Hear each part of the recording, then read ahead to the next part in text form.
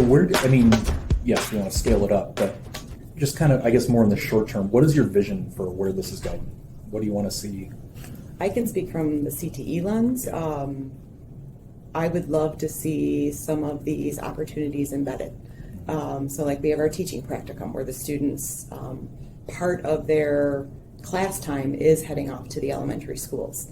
But can we do that in other areas? Can we do that in metals? You know, we have Kim Weimer and Scott Forge that offer to have our students on a regular basis. So can we rethink, reframe the ability for our students to get some of these experiences and also reverse? I know we've been in talk with companies to bring work in. Some things like IT can be done virtually. Marketing can be done virtually. So can we reach out to companies? And those are conversations that we have when we do kind of our ask and our menu of different ways that you can participate, where if you are not quite ready for us to come to you, what authentic problem can you provide to us for our students to solve that using their skills that they're learning in class? But then you come in and provide that mentorship, that feedback.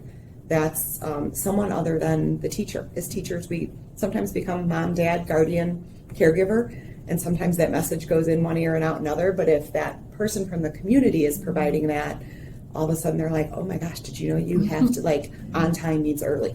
Like, that's how you have to come to work. And just having that other mentorship.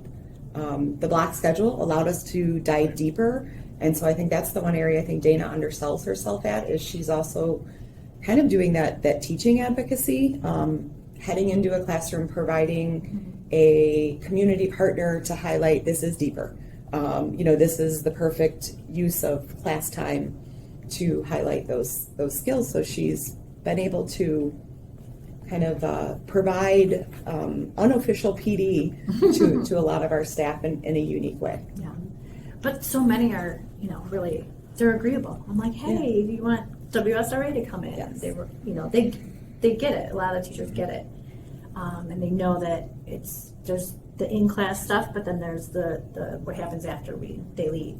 Are we preparing them for that too? Yeah. So, and a lot of times too, the speakers, they know. So just even, today when we had WSRA and they were talking about how to use, even if they're not going to get into, specifically, recreation therapy, but to have something on your resume when you're, applying, whether it's applying for college or applying for scholarships or even a job in the future, like if you've done this versus, not that working at Starbucks is bad, but it's more, if it's career focused, that's worth more, to that university that's, this person wants to be a special ed major and they've already worked with that population, then that's a guaranteed 4 years for them almost, so just encouraging the students and for the teachers too, right, to be able to see that the more focused their choices are when it even comes to jobs, like it'll help them in the future. And I would, to build upon what Gina said around embedded experiences in CTE courses, that's a yes and for me, right? Because I think when people hear career pathway, they sort of automatically think CTE, and that's really the only place that we have those sort of hands-on opportunities or exposure to careers.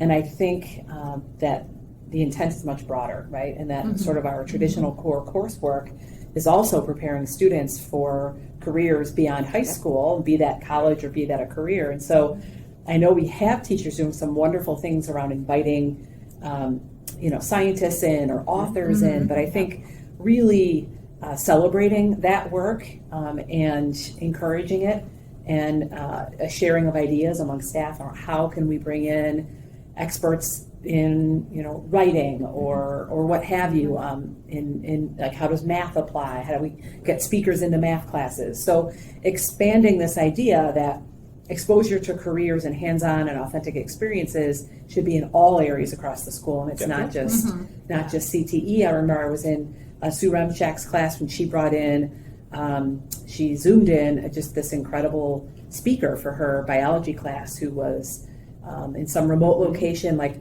tracking a specific kind of insect. I can't remember what it was, but it was just this fascinating thing that she shared, and students were able to ask questions. It was just such a neat experience in what we think of traditionally as a core class. And if you think about our geometry and construction, That's right. that's occurring right now, with our partnership with Liberty Prairie. Dana's helping that with infusing some visits to the trades. It's layers upon layers. And it's neat when I think staff are beginning to realize, like, oh, I'm doing this. Like, this is what you've been talking about for a couple years, and then they're recognizing and then asking for more to be able to do that. Can we, just for our tens of thousands of listeners, so geometry construction, that's a new course for us. Can you expand a little bit on that? I know it's just getting off the ground a little bit, but what is, being a former math teacher, that always makes me interested, like, ooh, we're doing geometry differently. I'm all about that. So how is that impacting our kids? So this is where I'll explain it from my point of view, but push back if I have it incorrect.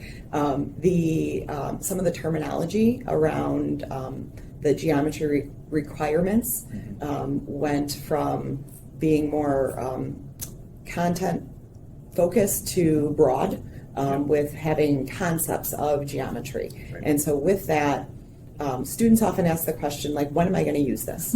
And was an opportunity to kind of put that question in use, where here are some general geometry concepts, but now we're going to have you use them, or use them first, and now we're going to highlight the fact that, do you realize you just did X, Y, and Z? Or we're going to highlight this particular concept. Now we're going to have you revisit it. Now we're going to come back to the classroom. So it's a combination of both in-classroom and workplace learning experience to have students be able to explore geometry, but also apply it in a real-world setting and see some different pathways as a result. To explain the geometry part, right? Yeah, it's just it's an application Right. of geometric skills, Yeah. right? Hands-on application. And I think that just speaks to how, when you think about pathways as sort of driving how you create curriculum, we see new kinds of coursework, right? We think about how do we get students engaged directly and authentically, right? So that's an example. We've got geometry and programming that's come together too, right? Looking at computer programming through the lens of geometry. We have whole new pathways like our agricultural pathway that we've just are really starting to grow, right? So to speak. Right, so to speak, pun intended. Pun intended. And so Sports med, and sports Yeah. medicine. So we have just, I think, a really growing and robust set of courses that are core, but also CTE, but all of them hands-on. And also, just kind of interesting, you're bringing up some of these courses like Engineering for a Sustainable Future. We've got somebody involved with it who is actually involved in agriculture, who is actually a farmer. And what was the other course? Sports medicine. Sports med. Then we've got athletic trainers actually working. Paired with a science teacher. Right? So Yes. just really, really cool Yeah. opportunities and just different ways of thinking of curriculum, what Yeah. school is. Yeah. And if you think about it, like from a student lens, a teacher that has that type of background can share exactly what happened in that career. And that's a very engaging classroom discussion that just kind of soaks them in a little bit more, where the students are asking, like, tell me more, like, what did you do in this situation? And they're able to authentically, like someone like Glenn, he is in the situation every All the single time, day. every day. So he's able to take maybe what took place the night before, and it becomes a teaching tool. And so the curriculum is always fresh. And then in turn, they can become interns. Yes. Pun intended as well. But yeah. It's perfect. So as we're building some of these things out, I'm just talking about specifically in-house. Businesses all the time, they've got to revamp and kind of rethink their spaces and their equipment and things like that. Are there any things in particular that you might like to see with our equipment, with some of our facilities, if we're looking toward the future? It's Pandora's box. Right. Wow. That's I know you invited me. It's already a two-parter, folks. Just roll. Some things that come to mind, like bay doors. We have organizations that have reached out to us. The Haas Foundation is one of them that they have encouraged us to apply for the Haas Education Foundation Scholarship for our district. And sometimes I'm afraid that if we get it, where are we going to put this? Can't this get it in next the building. piece of equipment. Yeah, right. items like that. I would love for us to do some sort of student-led IT Chromebook course. Yes. But it's a matter of like where do we put that? Where would the student help window go? Yes, Yes. yes. Yep. In our culinary, I would love to have some sort of, a food truck. Yeah. So And those to type work of things. Entrepreneurship. Yeah, or a location for our students to, if that's an area they want to go into, showcase geometry and construction. Right. They'd love a house. Right, so, Right. I was just gonna say, this is kind of a third rail topic, right? Yeah. But just facility-wise, I would love to have some woodworking sort of shop facility at North. Yes, Mhm. for equity. Yeah. Yeah, so just those kinds of Yes. facilities. I mean, we've begun those sorts of transformations in classrooms over the last few years, in hallways, right? We put out soft furniture. We kind of have new kinds of furniture in classrooms to allow for more collaborative, cooperative learning. But we have a great start, but I think there's some other things we need to think about as our curriculum evolves. Yeah. And as health science, I know like a large portion of our students are interested in health science. Could we ever have, a CVS, a Walgreens have, once a week, a location with us? Right. So that's the one, I think, crazy thing that all three of us that are here, we ask. And the worst thing you could do is be told no, and you're in the It's same always situation. no until you Yeah. ask. Yeah. Right? But you have to Right. ask Yeah. for some of the crazy stuff. Yeah. And it may just take time to get there. Yeah. And if we're talking facilities, we'd be remiss without talking about a full-size theater. A No, theater, of course. right. Right? Yeah. Yeah. Absolutely. Right. But yeah, just as we're rethinking education, as we're rethinking opportunities, like that's got to change what we're working with and what kids are working with. Like we bring up culinary, having more industrial professional kitchens. I think our teachers do an amazing job with what we've got, but there's definitely some upgrades that can be made there. But it takes time for sure, Yeah. among other things. So, all right. So if a parent happens to be listening to this and they've got a student coming in next year and they're really excited about this, how would you suggest, how would a student find out about this and start exploring it and start really, whether they have a pathway in mind or not? Maybe they wanted to be a dental hygienist all their life. I don't know, maybe. How do they kind of get involved in this and kind of get down some of these pathways? So in our Knights and Rams blocks, we onboard students to a platform called SchoolLinks, and that platform does a multitude of things. One of the things we do freshman year is have students do an interest inventory, and that information spits out pathways that are closest match to them. So it highlights for the students, it gets them familiar with what a pathway is. At that same time, we highlight for students and parents, parent communication goes out about what the pathway endorsement process is. And then activities that we do beyond that, we can capture all students that are interested in dental hygiene. And so if Dana or Courtney are having someone in that area, we can target that information just to those students and let those parents know as well. Or we can cast a wide net and just say, had you ever considered to be able to do that? And then it's little by little communication, mostly through Knights and Rams block, through parent communication, through Schoology, through clubs, through activities. The way we've restructured our first day allowed all students to receive the same message at the same time. So I think we all thought that was a very beneficial way to get that out. Tracy and I have talked about doing parent universities to do a deeper dive into some of these content areas. Yeah, I would say once a student has an identified pathway through SchoolLinks or an area of interest or their aptitudes, that they talk with their parents about that. Look, and I think many of them just do because it's so interesting, and it shares with students famous people who have these same proclivities, And so it's fun information, but use that information to look through the course catalog, to talk to your counselor. Wow, I'm really interested in this. It seems like I might be good at it. What are the course offerings that we have, or clubs, or sports, or activities that would help me decide if this is actually what I want to do? And you can start that right away freshman year. So that would be my advice: is start with what you're told is, wow, these seem to be things you're good at, and go from there. And as I think you mentioned kind of the beginning of this, talking about the pathways, right, and how we've built pathways. Those are just really specific things, not just sort of a general term. There's specific pathways towards specific careers. Correct me if I'm wrong.